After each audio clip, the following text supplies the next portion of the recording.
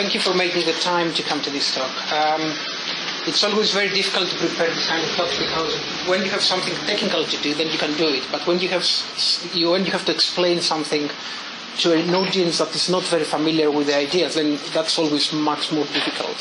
So I see economists here. I see some social statisticians, demographers. Do we have any geographers here? School of Development and Environment. Anyone familiar with poverty mapping? No? Okay. Anyway, so what is poverty mapping? Okay, so it's the first time I start with a definition from Wikipedia. I've never used that before, but I think it's useful for a talk like that. So if you Google it, you will come up with this definition. It's a methodology for providing a detailed description. Going to the other side of the spatial, and they have underlined that here because that brings some kind of geographical aspect of the methods. Distribution of poverty and inequality within a country. Okay? It combines individual and household survey data and population census data with the objective of estimating welfare indicators for specific geographical areas such as small village or hamlet or whatever. Okay? So effectively, the target is to estimate welfare indicators, which I'm not an expert on, so you're not going to hear from me anything on what's the best or the optimal way of measuring poverty. And I'm going to disappoint you about that. If that's why you came here, I mean, I'm going to discuss the measures that we are using, but I'm not going to talk about what's the optimal, if there is an optimal way of measuring poverty or well-being. It's a huge topic. Economists like to talk about happiness. Other people like to talk about capability, using the work of Amartya Sen.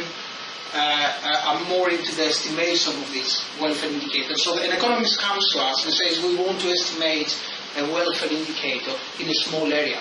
And we have to provide the methodology to do that. And we're going to talk about the issues around the procedure of doing this kind of estimation. But it is important to talk about the geographical aspect, the poverty and inequality aspect, and the fact that the traditional way of doing this kind of poverty mapping is to combine survey data and what they call census data, but census data may be admin data, administrative data. Okay? And the other important thing is that we're talking about very small areas. Okay? And I'm going to define exactly what how I define a small area. So let's go at the end of the presentation. That's the output we want to have, right? So I'm putting up here a basic map of poverty on a global scale. That's not very informative. What we want to do is take, for example, the United States and go down and look at very, very small geographical areas within a country and try to obtain, for example, in this case, I have here poverty estimates for counties in the United States. So if you look at the big map, you see that this is blue. We expect that the United States will be a very wealthy country. But if we go and focus on very small geographical areas, we see that parts of the United States are having very low poverty. But there are some places down there, as expected, and somewhere here that are appearing to having, some counties appear to have very high poverty. So poverty mapping, for poverty mapping, the important thing is not so much to talk about the global thing, but it's more important to talk about the small areas and what happens in a small area in terms of welfare and poverty. Now, other people have used similar ideas in medical applications, like disease mapping. In environmental sciences, they do environmental mapping, so they map. They are measuring whether water in a lake or a river is polluted or not, and they are trying to produce maps of pollution levels and so on. So there are different applications of this idea, but in the social sciences, the dominant application is basically about welfare indicators and so on. Okay, so now we know our target is to estimate a parameter, what we call in statistical analysis a parameter, a quantity, in a very, very small, disaggregated geographical level. Right? Why do we want to do that? Well, it's a lot of guiding, it provides guiding for intervention mechanisms. Okay, so 4 bullet points there: in formulating social and economic policies, allocating government funds. Ideally, we would use maps like that, or policymakers would use maps like that to guide the allocation of funds, but in practice that's a very difficult thing to do because there are all sorts of political pressures and so on. So, yeah, they have some tools. The question is whether they use these tools, but use on potential application or use regional planning, business decision making. And below I provide some other examples of poverty mapping. And as you can imagine, poverty mapping has been the focus of work mainly in developing countries. I'm talking about South Africa, maps of poverty, safe water, disease mapping, Nicaragua, Guatemala, Cambodia. But given the financial crisis we are facing these days, the European Union has increased interest in producing poverty maps and estimates of poverty at very disaggregated levels in the European Union. For example, one of the major things that we are doing at the moment is producing these things in Italy. And it's not surprising to see, obviously, relatively to other countries, you may not classify Italian municipalities as being poor or not poor, but people may live below a poverty line. So people want to know what is this, how many people are, how many households are below the poverty line. So even in places like in European countries or the United States, people are looking into producing estimates of poverty. So what are the historical origins of this? Well, I mean, the World Bank has done a lot of work in devising methodologies for doing poverty mapping. And most of the people in the World Bank are economists, who are the natural people to do this kind of work. Now, there is a strange group of people, including myself, that were doing small area estimation, which is a small piece of methodological work, or the domain of methodological work within statistics, mainstream statistics.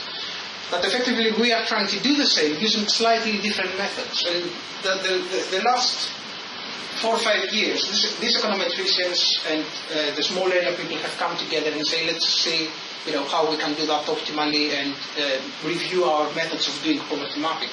But a lot of the work has been conducted within the World Bank, and poverty, as they say, is a pronounced deprivation in well-being. And now the question is, what's well-being? Okay, different definitions of well-being. As I said, I'm not an expert in this, but one definition, the oldest perhaps, is basically the command over commodities. That's an income or consumption-based measure. This is a lot of, although this is an imperfect measure, a lot of people argue that this is not capturing really well-being. It's one of the conventional or convenient measures to use to model poverty. Okay? So a lot of the work for poverty mapping is based on measures around income and consumption. But people now talk about non-monetary measures, health, nutrition, education, so they want, on top of an income or a consumption-based measure, to add other dimensions. And then you have the work of Amartya Sen and other people on capability to function within society, where you start basically looking at well-being as a multidimensional phenomenon. Okay? So, depending on what definition you get, as we will see soon, you will be able to define ways of classifying people as poor and non-poor. And then, obviously, what we need to do is use a statistical model that will be appropriate to model this kind of measure, this kind of indicator, whatever this indicator is, and then use this model to form predictions for estimating what we want to estimate in a small area. That's the basic idea. Now, poverty mapping is a relatively new concept, and the reasons are, well, when I'm saying relatively new, I mean probably in the 90s or so. Maybe there are applications before, but recent advances in geographical information systems make poverty mapping possible and easier. We need powerful statistical software and computing power. And the reason for that is that if you notice that at the definition that we find in Wikipedia, we use a lot of census and admin data, and these are massive data sets. So if you want to do statistical estimation using a census that is probably 30 million, 40 million people, then obviously you need computing power to do that. The third thing that I'm putting down here is development of new statistical methodologies. I'm talking about small area estimation, which is the way to go and try to perform this kind of poverty mapping, because as we will see later, what we are interested in is producing these statistical estimations at very disaggregated levels. Okay, so measuring poverty and the targets of poverty mapping. Okay, there are different ways of doing that. I'm just presenting one way of doing it that is quite widely used, but it's not the best way. Probably an economist might kill me now, but it doesn't. It does a monetary-based measure is based on income or consumption. But let's assume that this is what we are using. So we have a class of poverty measures defined by the paper by these guys here, Foster et al. And if we denote by T the poverty line, so a poverty line is basically a threshold that classifies people as poor and non-poor, okay? Then we can define measures of poverty using this expression here. So if I set the alpha parameter here equal to 0, then this ratio will become 1, okay? And what I will have is just an indicator function that y, where y is basically income or consumption in this case, for an individual in an area is less than the poverty line. Okay? So if it is less than the poverty line, then the indicator function will become 1. If it's not, it will become 0. So what it does, actually, is this provides a measure of what we call head count ratio or incidence of poverty. It's just showing me how many people, what proportional percentage of people or households are below the poverty line, below the threshold that defines poverty. Okay? Now, the classic way, and what is used in the UK or in other countries to define the poverty line, this is 60% of the... You have a question? It will be 1 divided by n. You have to divide by... Yeah, that's fine, yeah, that's fine, yeah. You mean here, you have to divide it by n. Yes, otherwise you must... Yes, you won't, yes, fine. Fine, yeah. Okay, you have to sum it and divide it by n, yes. So, one of the ways to define the poverty line here is basically to... one conventional definition is 60% of median income. Okay? We use median income because that provides a robust measure of income. We don't want to use mean income because mean income will be affected by those multi-millionaires that exist. So we use a robust measure of median income, and we say that the poverty line is 60% of that median income. So whoever falls below this threshold then is classified as a poor, and whoever is above is classified as non-poor. Very crude measure. It provides it has some information there. Then people said, okay, we can set this parameter equal to alpha to define the poverty gap, which is basically an average of those that are below the poverty line. And obviously, if we set alpha equals to 0, it defines another measure, which is called poverty severity. Okay?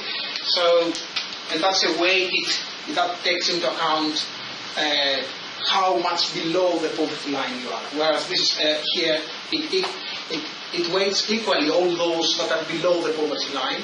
This measure here tries to account for the fact that some people are very poor and some people are just below the poverty line. Okay, so it has some kind of unequal weighting. Okay, so whatever definition we use, at the end, this is what we are trying to estimate. So we get data, and this is what we are trying to estimate.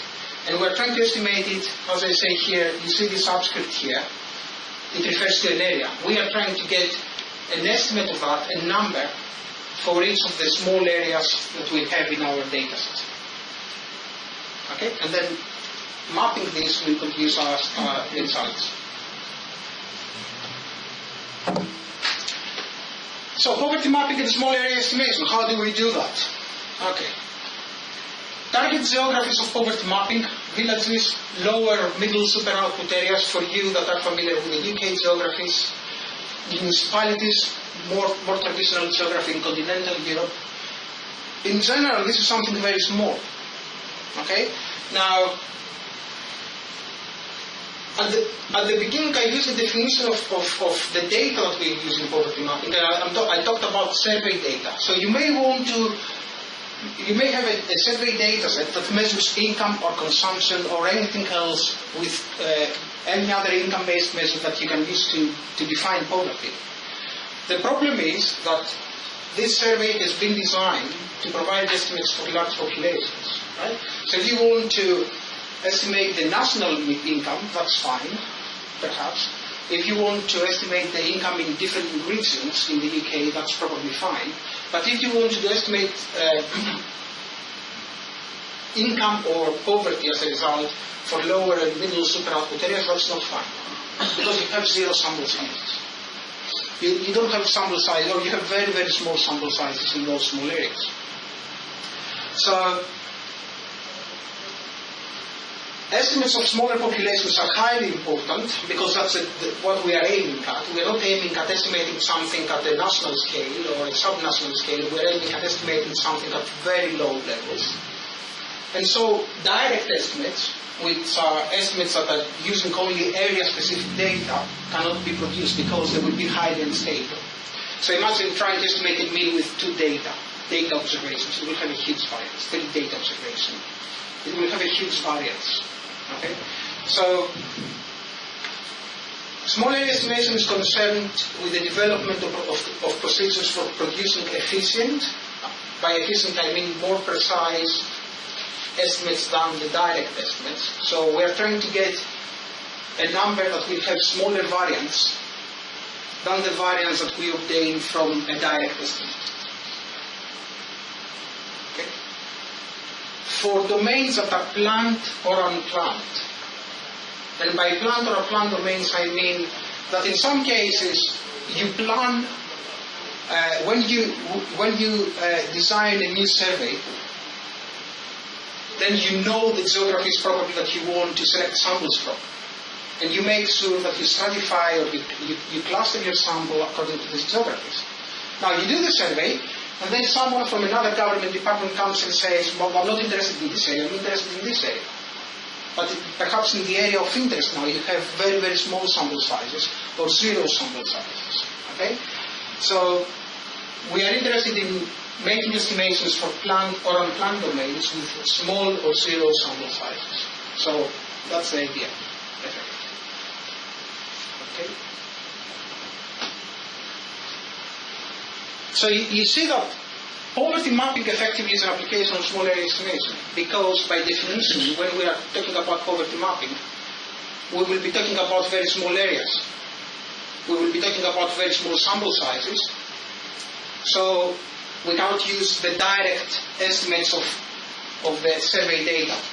Because if we were able to use the direct estimates of the survey data, we may as well just go and use our sample data and compute how many people are below the poverty line, and that's it. No problems at all. But normally we cannot do that. Okay? So I'm going to describe what are the data requirements and what is the procedure, and that's an overview of the whole thing. Okay? So what we need is survey data, and by survey I mean sample data, for a sample of our target population. And the data is available for Y, and Y is my outcome variable, income, consumption, whatever defines the poverty line. Okay? So think here, I'm not having a model for my poverty indicator. I'm having a model for what defines the poverty indicator, that is income or consumption. And then using that indirect model, then I'm transferring that model to estimate the indicator. Okay? So I have data for income or consumption, and I have data for explanatory variables that are related to income or consumption. Okay? So you may think about whether someone is employed or not, where the size of the household, and so on. On top of that, what I'm interested in doing is I'm interested in forming predictions for what the income or consumption looks like in the census. Once I know what income or consumption looks like in the census, then I have everything that I want to do my maps at very low levels, because I know what happens for every person in my population. Now, the problem is that normally with census or admin data, we don't have information available. We have information available for our covariates, explanatory variables, but we don't have information about income or consumption. And even if you have information about income or consumption, normally this will be of lower quality, because in some cases it's self-completed, or there are other problems. So if we were like Sweden or Finland or other Scandinavian countries, and we had admin data, we didn't have censuses, but we had only administrative information, then we would have, and under the assumption that this is updated on a regular basis and is correct and so on, then we would have a good measure of what we are trying to do. But when we have census that happens every 10 years, and the information about the income variable that defines poverty is not reliable, then we have to find an indirect way to predict income or to estimate income at the population level. Okay, so survey data and census data. Income or consumption related to my explanatory variables, and the same explanatory variables are present in the census, but income or consumption is not present in the census. So what are the steps to build that? 4 steps. The first is to focus only on my survey data, my sample data, and use the sample data to estimate statistical models that link Y and X. Think of a simple regression model that links Y and X. Okay? Once we estimate the parameters for this model, the coefficients, the model coefficients, then combine the estimated model parameters with census X to create a synthetic population of Y values. So once I know X in the population, and I know my beta parameters, my coefficients, then I can use this model to predict Y for everyone in the population. Okay? That's how you do prediction under a basic regression model. Yes? But you're predicting for an area where there may not be any sample size. Well, I haven't talked about small area estimation yet. I'm just giving an overview. I'm going to come into that. Yeah. Okay, so think about a regression model. And basically you have betas, you have your X's. Beta times X will give you an estimate under the linear model for your Y. Okay? And you have, because you have X's for everyone in the population, then by using this model you obtain Y for all people in the population. That's the basic idea. Okay? So we use then these predictions to estimate the target parameter and associated precision estimates. So once I have the Y's for all the population, then I can use whatever measure of poverty I want, indicator, to define how many people are below the poverty line, and what's the poverty gap, and what's the poverty severity, and so on. Okay? And then map the results again. Okay, so that's very simple. Fit a model, multiply the regression parameters to X, predict Y, use Y to estimate your poverty indicator. So, data requirements, access to good auxiliary information is crucial, and the ideal scenario we are talking about is to have access to census or admin microdata. Right? So that's a big problem in terms, because that's a conflict with confidentiality and disclosure problems and so on. But really, where these models are applied, you have to have good access to microdata. Now, so successful implementation of poverty mapping requires a good working model to link Y and X, detailed auxiliary information for out-of-sample units. We want our covariate information to be available for the entire population, and appropriate estimation procedures. So what are these appropriate estimation procedures now? Because I talked about a regression model, but as our colleague back there pointed out, we may have no data for some areas. Okay. So what do we do? Right. Now, the next couple of 3-4 will be a bit more technical, okay? But yeah, it's not very difficult. We think about these models as extensions of regression model, nothing more. Okay. So the step one is we need to use our sample data to estimate statistical models. What kind of statistical models? One way to do that is to use small area models. I'm talking about small area estimation. So one way to do it is to use what we call models with random area effects, or what we know multi-level models. Okay?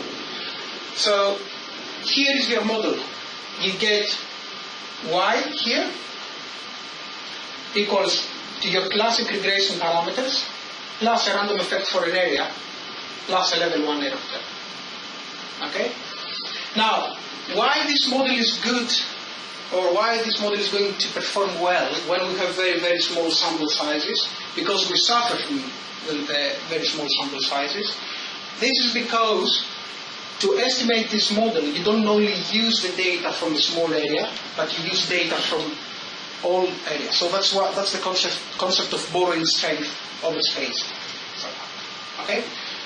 Now, if you have 0 sample sizes, then obviously this term will disappear here. Okay? But you can still, using your x's here, you can predict your y's. Okay? But this will be a synthetic estimator. Okay? It will not include any kind of variability from the area, an area effect here. Okay? But if you have very, very small sample sizes, this model will do better than any other regression model for estimating, for tackling the problem of very, very small sample sizes. Okay? So that's a highly parametric way of doing it. And it's highly parametric because obviously to estimate this parameter here, you have to assume a lot of normality assumptions. And with income data and economic data, you know that sometimes the normality assumptions may not hold. You may try and transform the data, take logarithms, but this is something that not always is successful. So to face some of the problems of the parametric assumptions that we do with this kind of models, we have alternative ways of doing it using less parametric and outlier robust models. So we're trying to basically to have some outlier robustness so that when we have in our data set people that have very high incomes, to try and control for that kind of effect. And instead of model mean income, to model median income, for example. Okay? Or some other robust measure of income. The important thing for you to understand here is basically that either with this model or with this model or with any other kind of small area model, this is a type of model you use in step 1 of the poverty mapping to estimate the statistical parameters. So you estimate your effect, your parameter here, your fixed parameter here, and the random effect for an area, and you combine these things with the census data, and that's how you predict your y's. So it's a simple extension of a regression model and nothing more. Okay, so we have a model, whatever this model may be, and it's an efficient model in most cases. So, okay, what do we do then? Well, the target of inference, if we focus on the poverty gap, so on the incidence of poverty, so the number of people below the poverty line, the target is this one here. You are trying to estimate a kind of distribution function at the end of the day. Okay? So I'm going to hide that thing here. And that's what you have in your sample. Okay? If you go in your sample and you see income and the poverty line here, you basically what you do is you look how many people are, or households are below the poverty line, and you give them a value of 1. Okay? You sum all the ones and you divide them by the sample size, and that gives you the proportion of people below the poverty line. Okay? That's not enough. We want also to know what happens for people that are not in my sample. So what do we do there? We have to add those that are out of my sample but in my population of interest. Right? I observe this because that's part of my sample data, but I don't observe that because I have never measured that. Right? So basically what I'm doing is I'm using a model to predict that thing here. Okay? And see how many people are below the poverty line. Now, how do we estimate that? So how do we find a way of producing this? We have the model and we can combine these things, but how do we do it exactly? So 3 methods of doing it. The most popular method is the ELM that was published in Econometrica by Elberts et al. In 2003. It's a highly cited paper, but when they did the development, they tried to, they didn't quite account for other things. They had a very weird way of fitting their models. I mean, from a small area perspective, it was completely weird. Then we went and talked to these people, and then other words started emerging by this interaction, right? So another way of doing it is it's basically to use the empirical best predictor approach that was proposed by Molina and John Brown in 2009, and that's really direct, a way of directly trying to sort out some of the problems of the most popular method, the ELM method.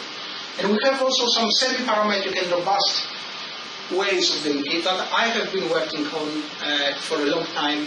And what we're trying to do now is try to say,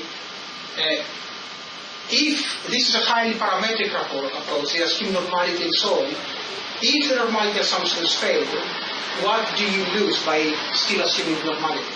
And what do you gain by trying to relax this kind of assumptions? Okay? Because Yes. where's the Molina around command? Canadian, the Canadian Journal of Statistics. Yeah.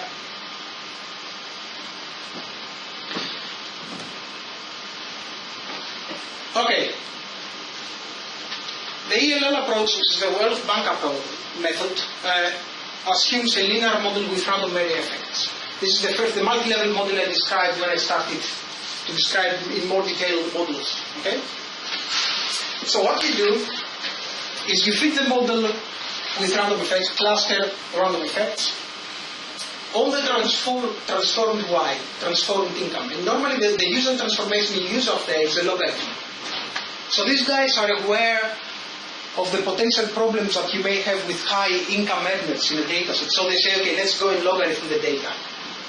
Okay? They estimate beta and the variance components, the between groups and the within groups variance. And then they have an iterative way of constructing main populations, effectively.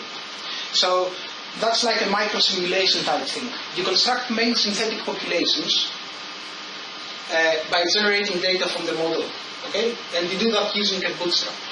So you generate what I call here y star, which is a pseudo-income, as x beta, where beta is your estimated parameter when you fit the model, plus an area random effect star, plus epsilon star. And these two are coming from, they are drawn from normal distributions. So it's highly parametric.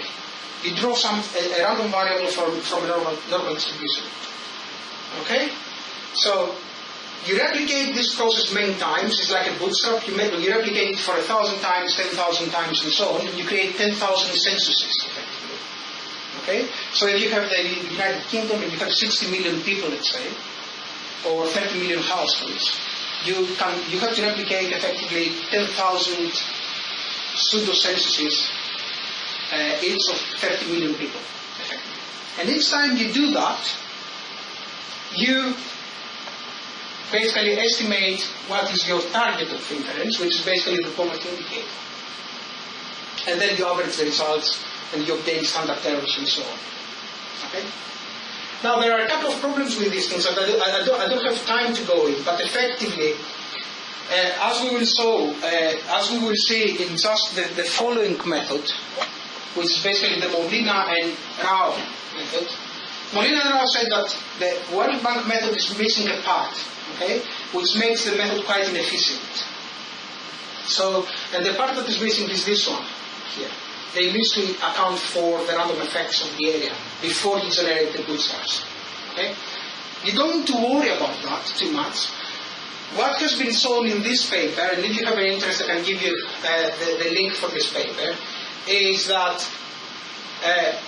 the World Bank method will be less efficient than the approach by Molina and Rao. Okay? So that's something now that people start looking at. to see whether how much more inefficient the method that has been used up to now is and what can be done about it. Okay? But for the time being, there are two very, very similar approaches. Both create pseudo-censuses, but the way you generate these pseudo-census is a bit different in this case of the EBP approach. Now, these things here still assume normality. Okay? And what happens if normality fails? Well, I mean, you might get some problems. So, if you're worried about the normality assumptions, you can use the robust model I presented before. And in this case, you generate still pseudo-censuses, but the errors, they are not generated from a parametric distribution, they are generated from the empirical distribution function. So I don't want to rely on a parametric assumption, but I am drawing these residuals from an empirical distribution function. Now, if the parametric assumption is true and holds, then my method will be inefficient, because the best thing to do is do parametric stuff. If the parametric assumptions fail, then obviously you are in trouble, and then you may want to consider something which is less parametric. Okay? So effectively what I have shown here is three ways of doing what we do. Two are very parametric, one is non-parametric. The middle method I showed, the EBP approach that has been recently proposed by Molina and Rao, is supposedly the best method when the model holds. So if your model is good, then that's the best method to use. Obviously, every point estimate must be accompanied by a measure of variability. And in all three approaches, again, you have to use bootstrap to estimate the measures of variability. So once you get the point estimate, so how many people are below the poverty line, then obviously you have to say that this is what I believe, that's my point estimate, but there is a kind of confidence interval around this point estimate. And to estimate this variability, you can use either parametric or non-parametric bootstrap. That's an iterative way of getting standard errors for statistics like an indicator, which are non-linear statistics. Because if we had a mean, that would have been pretty straightforward to calculate the variance. But if you have something non-linear, then obviously you have to, analytic methods become more difficult, so you have to use some kind of numerical method to get the variances. Very quickly, for 5 minutes, I want just to talk about the case study. The types of data we use, for example, that's from an EU7 framework project that I am involved in, and we have data from Italy. The types of data we use is we use the EU Silk data from Italy. Are you familiar with the EU Silk? The European Union's survey of income and living conditions. Anyway, it's a kind of a major investment that the European Union Eurostat has done, and they will be coming more and more frequently. They will be used more and more frequently, this kind of data. Now we have census microdata available from the National Statistical Office of Italy, and we have this for 3 regions: Tuscany, Lombardia, and Campania. Now, Tuscany is quite wealthy. Lombardia is very wealthy. It's Milano, so it's the Silvio Berlusconi's land. And Campania is not wealthy at all. It's a bit, it is to the south, and relatively to the north. It's kind of south-north divide in Italy. Okay, so they made available this data because they saw a very wealthy, a kind of wealthy area and a less wealthy area. So what we want to estimate is the incidence of poverty, the income distribution, and the geographies we're focusing are provinces, that's NUTS 3, and municipalities, that's NUTS 4. And then you start getting very, very small sample sizes in those areas. The types of variables we use, just to show you what kind of variables you may consider. In the survey data, we have household level variables like equivalized income, household size, facilities like number of rooms, size of house, maybe density, so how many people, how crowded is the household, and so on.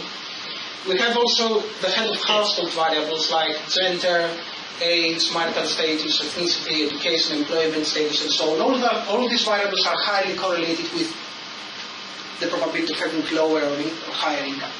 And obviously, for the census data, we need information about similar variables, but we don't have information about equivalized income. Okay, that's what we are trying to predict.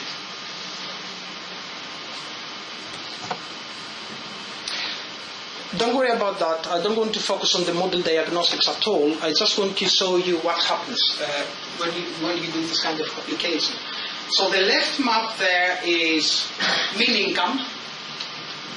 The right map here is the proportion of people below the poverty line.